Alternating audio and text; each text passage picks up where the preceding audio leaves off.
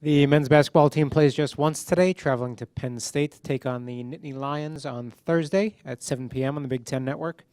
Head coach Greg Gard is here. We'll have some opening comments and take questions. Wasn't it just here? 24 hours ago? Looks like the same faces in the crowd, too. Obviously, we just finished practice, so fresh off of that and film work with yesterday's game. Going back through it, obviously I found the over-under. Whoever had the under won because it was 63, it was not over 80 or 80 or above. So, but a lot of things we can learn from, a lot of things to take from that, both positively and things we have to get better on. But I know it was good for our guys in terms of having more affirmation in terms of what we were doing, and I've always thought we were going in the right direction, believe we were going the right direction. But to see them smile and jump around and the locker room atmosphere, that was good for them. And there's a famous old coach around here that used to say winning's good for the soul, and it is. It's good. From that standpoint, we have to continue to move forward. Obviously, starting today and into tomorrow and the next day, we'll prepare for Penn State and fly out there Wednesday afternoon and get ready for Thursday night. With that, I will take your questions. Greg, you always talk about just the importance of next, but you guys did some good things against Maryland. Then at Northwestern, you called it a game where you didn't play a good cerebral game. Now you're coming off victory against Michigan State. Do you hearken back to that as an example, or you just block that out and just say that, look, whatever happened against Michigan State doesn't matter. This next 40 minutes is all that matters? Well, I think we can take things from every game and experiences that we've had throughout the year and draw upon them and build upon them. And there's going to be some similarities to situations like Maryland or Indiana or Northwestern, where things that we didn't do well that we can draw upon. And there were several teaching moments in yesterday's game that we have to get better upon and draw from. And then things that we were more consistent at. I thought we were more consistent around the rim. We're taking better and better shots. It's still we didn't get an A in shot selection yesterday, but we're getting closer to being more consistent. And I think when you do that and you're playing aggressive and under control and physical around the rim, there's the reason behind 36 free throws. It wasn't by accident. That was an intent. So I think we can always draw from something. I'll always remind them positively and things that didn't go well. So I don't want them to push the Michigan State game out of their minds, nor will they push the Maryland game or any. It's going to be always about moving on to what's next. But what do we learn from that experience, and how can we use that to help us make us better in the future? Greg Showalter told us upstairs that he almost didn't play yesterday, and then he gave you 24 minutes. What did you think of how he played out there? Well, for a kid that was practically playing on one leg, I mean, the longer the game goes, I kept debating as I watched him on the floor, do I sit him down and let him rest it a little more? But if I sit him, does the ankle stiffen up?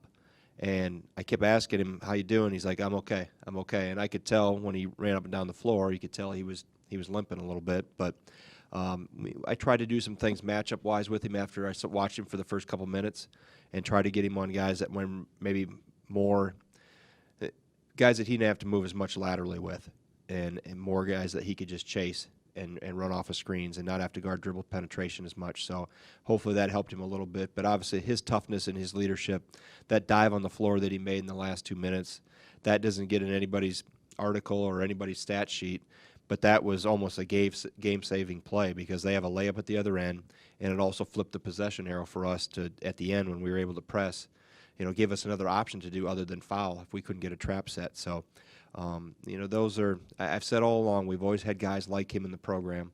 You can go back through the record books and pick them out, and long before we got here, this was blue-collar, lunch-pail, hard-hat guys that they care about the program, and they want to win in that way, and they just try to make everybody around them better by what they do and those little things that don't always get the headlines.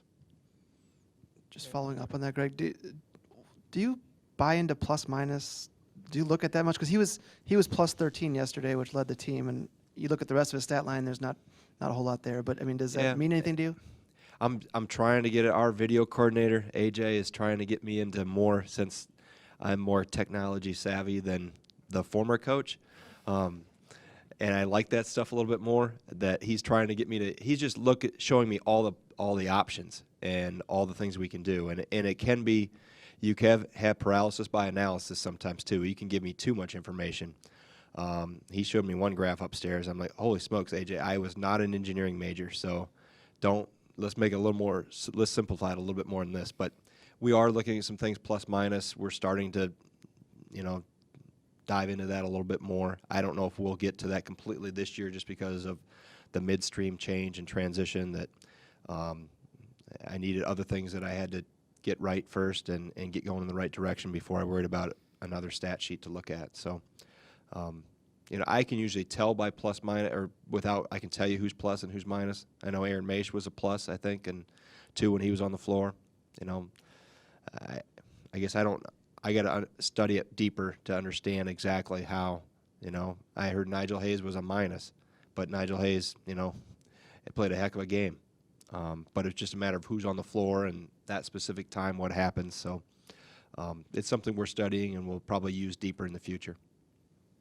Greg, you just mentioned Maish, and you've talked before about his familiarity with the swing and how comfortable he is in it, but it's got to be a little bit deeper. What do you see in his game that has allowed him to get some minutes, and what has he given you in those minutes that he's gotten? Well, he's gotten better physically. He came in as a kid that I don't know if he could dunk the ball, and not that you measure people on how they can dunk it, but he athletically, or whether they can dunk it or not, but he athletically has improved himself. Eric's done an unbelievable job with him. He's in great condition. He understands the game. Now, he made some mistakes defensively that we pointed out in the film today, too, that he will get better upon because he's that type of kid that will pick that up really quick. But he gives us mobility at 6'7", 6'8".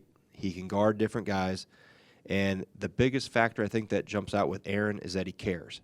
He really wants this team to do well. And that's, and you can look at football, too, what they've done with their walk-on program, and I've always felt that's been very important here. You have players specifically, most of ours have been either from Wisconsin or Minnesota due to reciprocity, but you have guys that are really invested in the program and are really committed, have watched it growing up, really want to be here, will do anything they can, and that's good when you see somebody mature like that. And we've had others go through that process, but he cerebrally picks up things really well. He's made himself better athletically where he can compete at that level. Obviously, he understands things offensively really well, and he's an improving defensive player, and I think he'll get better as he gets more experience. Those 12 minutes yesterday were big for us, but him watching himself in probably 3 to 5 clips today, too, of things he did or didn't do, that'll sink in with him, and he'll become better as a result of it. But I think the bottom line core factor with him and with most of our walk-ons through the years, with all of them really, I don't have one that doesn't care, but those guys have a care factor. When you have to go through that and go through the blood, sweat, and tears and not get any accolades for it, and they rarely talk to you guys, and they have to pay their own way. You get that tuition bill every semester. Those guys have a special affection for the program, and that helps. Greg, how challenging is it for guys like Zach, Bronson, Nigel, who are trying to lead these younger guys through something that they themselves have never been through, sub-500 Big Ten season? Is it a little difficult, challenging, maybe you've noticed it, for them to try and tell the rest of the team how to walk when they themselves are finding it out as they go? Well, I think it's a great experience for them. I think it's a great teaching tool for them to learn how to be a leader, them to learn how to deal with maybe rough waters at times, and they haven't experienced it since they've been here just because they've walked into 64-12 in the last 2 years, so they got spoiled a little bit. So from that standpoint, how's your role change within the team? It obviously did on the court, but I knew back in July and August that their role was going to change in the locker room too. Regardless of record, they were going to have a whole new thing on their plate that they hadn't dealt with before. So how they deal with that, how they grow through that, like I said, just like on the floor, other experiences are great teachers. I can tell them and talk to them about how to be a leader and what to look for and understand that not every player responds the same way or not every teammate responds the same way. But the best thing for those two guys, along with Shoei, is that they get the experience. They're experiencing things that I can't teach them in X amount of time. And, I think that's a great lesson for them as they go through this, to learn how to handle good times and not so good times. Jim? Greg, I could be mistaken. Was there a time yesterday where you had a lineup that would have had Nigel at the 2? Yes, there was. So does that mean is there any position he hasn't? Does he play the 5 at all this year? I don't know if we've had him. I don't think I've had him Okay. at the 5 yet, but who knows? Does that speak to his versatility that you can throw a lineup out there with him?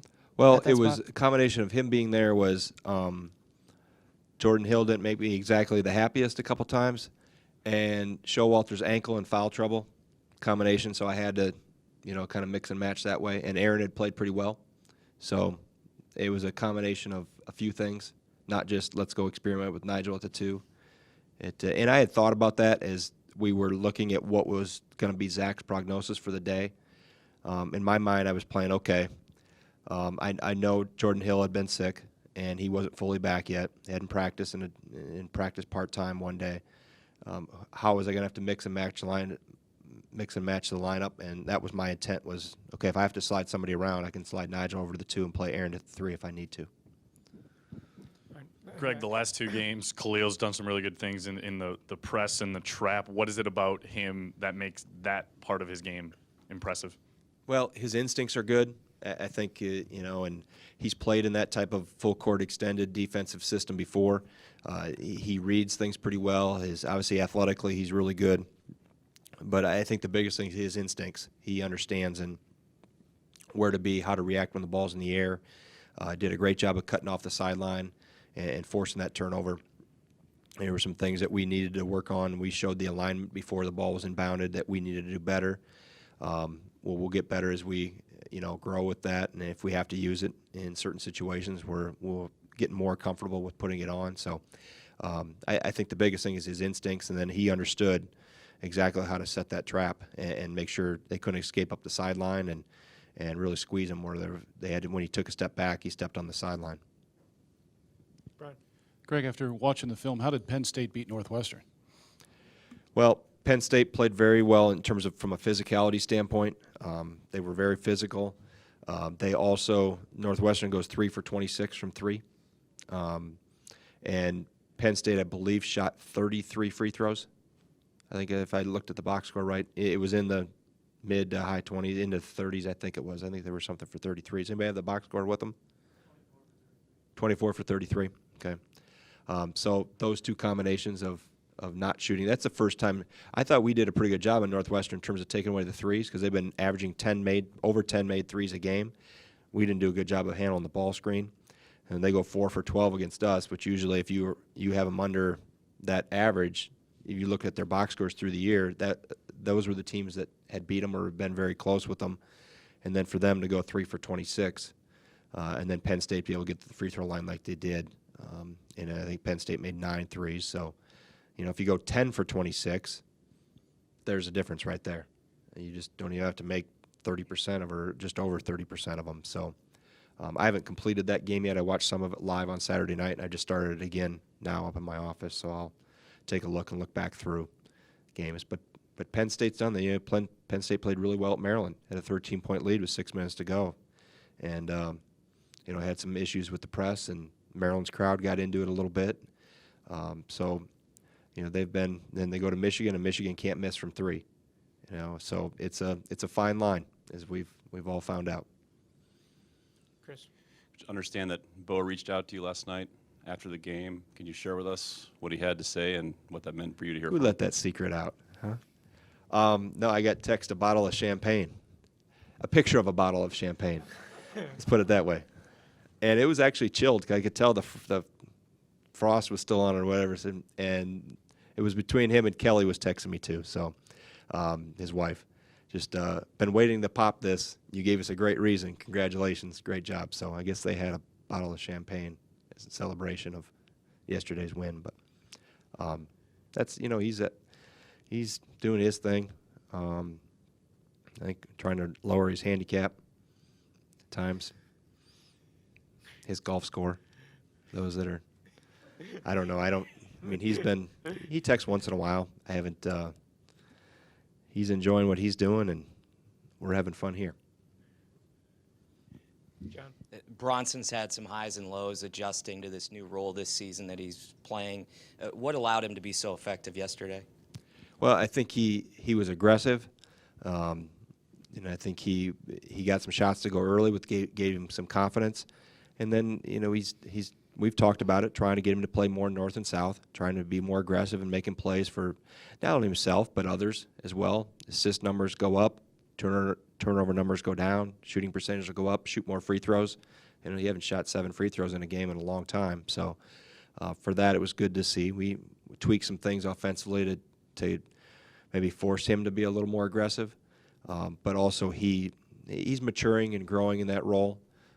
He's got a lot on his plate in terms of he gets hounded every possession, as well as Nigel. So for him and then he ended up having to guard one of the better offensive players.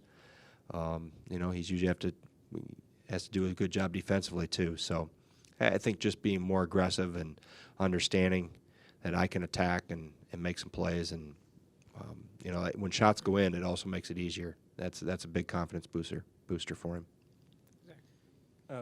After the game yesterday, Nigel said that the victory against Michigan State made earlier losses even more inexcusable. Is that a statement you agree with, or is everything totally separate? It's separate because this group has had to grow through some things. So we weren't in a position where we were good enough for consistent enough for a long enough time to finish off other games. Yesterday we were. So we're not the same team that played back in December or early January. Hopefully we're growing. So from that standpoint, we just got to continue to move forward and grow. So you look back and go, yeah, if we would have played like that, or we would have finished plays down the stretch, we weren't mature enough or far enough along in our growth timeline to be able to do that. And some of it is what we did offensively better. We've gotten better defensively. Although, as I mentioned to the team, I read off the points per possession each half, and I said, how do you still come out on the left-hand side? And they all jumped in with the right answer: don't turn the ball over and shoot a lot of free throws, because our points per possession were pretty high both halves, as were Michigan State's. Not necessarily where you want them. And I think we were 1.28 for the game, and they were 1.25, and we were 1.33 the first half. And I can't remember all 6 numbers, but right now Jim's probably got them memorized. But bottom line was, don't turn the ball over and get to the free throw line. You can overcome maybe mistakes or blemishes in other areas. That was a similar type situation to the Maryland game with a 3 to possibly win it. Were you happier with the defense? I know you said you were happy with Zach's defense on Melo in that first game, but did Nigel do anything specifically that you guys worked on since that Maryland game? Well, here's the difference. They were in a position where they had to make a shot. Maryland didn't have to make it. They miss it, it goes to overtime. Nothing lost. That changes sometimes mindsets, because I know we've been in that position where, hey, tie game, nothing to lose. We're playing with house money, so to speak. If you're down, that changes your MO a little bit. Trimble was able to walk into his 3 or dribble straight into it. We made Denzel have to move a little bit and change. He went over to Costello twice. Would have liked to have been up a little tighter with Ethan, and we talked about that too, to exchange that first screen, and then he came back again. Nigel would have been able to pick him up, but I thought Nigel did a really good job of making him change direction a little bit, keeping him off balance, and making him move side to side. And then we have to rebound it too. Costello got it, but it wasn't off in time when he put his rebound back up. So you always want to make guys go side to side and change direction and not have a straight line look at the rim. So it was better because the shot didn't go in. That helps. But there's always things we can do better. Anything else for Coach? All right. All right. Thank you. Thanks, Greg.